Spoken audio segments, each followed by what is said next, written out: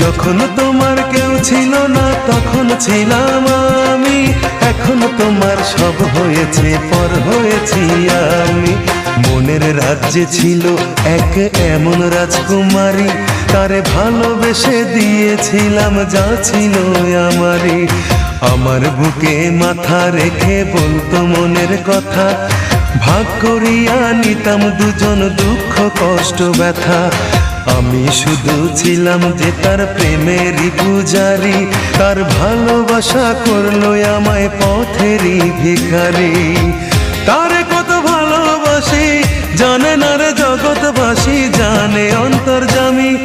যখন তোমার কেউ ছিল না তখন ছিলাম আমি, এখন তোমার সব হয়েছে পর হয়েছি আমি। যখন তোমার কেউ ছিল না তখন ছিলাম আমি।